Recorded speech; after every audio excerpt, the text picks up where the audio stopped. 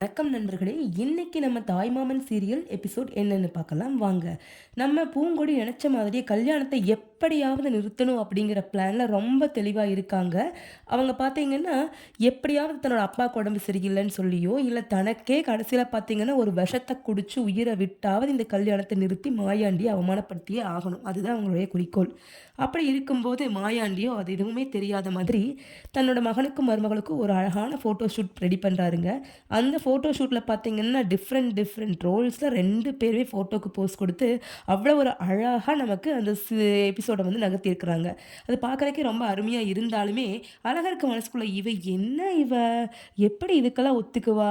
சும்மாவே குதிக்கிறவ, எப்படி இது? வாய்ப்பில்லையே ராஜா! அப்படின்னு நெனச்சுட்டு, இந்த முட்டக்கண்ணி ஏதோ ஒரு திருட்டுத்தனத்த மறைச்சுக்கிட்டு தான் இருக்கா. எப்படி நேத்து வரைக்கும் வராத குடும்பம் இன்னைக்கு வந்துட்டாகலாம்.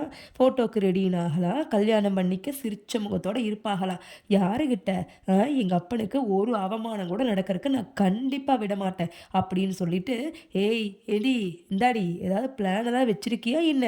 அப்படின்னு கேட்குறாரு. அதுக்கு பூங்கொடி சொல்றாங்க, "ஆமா பெரிய பிளானு. தொலைக்க போறாங்க குண்டு வச்சு இவங்க கூட்ட வந்து." அப்படின்னு சொல்லிட்டு விட்டுர்றாங்க. அப்படியே போனாலும் இவர் மைண்டுக்குள்ள கால்குலேட் பண்ணிட்டே இருக்காருங்க.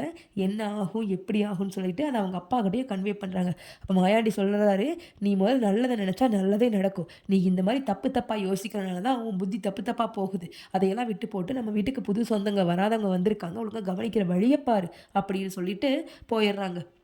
அப்ப அந்த டைம்ல தாங்க அவங்களுக்கு தெரியுது, ஏதோ ஒண்ணு தப்பா நடக்க போகுது. அது நடக்காம இருக்க வரைக்கும் நன்றி கடவுளே! அப்படின்னு நெனச்சுட்டு அவரோட வேலையில முழு முயற்சியா செய்றாரு நம்ம மாயாண்டி. ஆனா பூங்கொடி பார்த்தீங்கன்னா, கண்டிப்பா ஒரு வில்லத்தனத்த இறக்குறாங்க. அதாவது இவங்க ஒரு மருந்து பாட்டில கையில வச்சுட்டுருக்காங்க.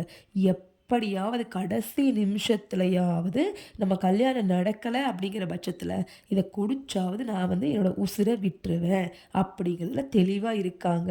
என்னங்க பூங்கொடி உசுர விட போறாங்களா? இல்ல கல்யாணத்த நடத்த போறாங்களா? அப்படின்னு பொறுத்திருந்து பார்ப்போம். நம்ம சேனல மறக்காம சப்ஸ்கிரைப் பண்ணுங்க, லைக் பண்ணுங்க, ஷேர் பண்ணுங்க.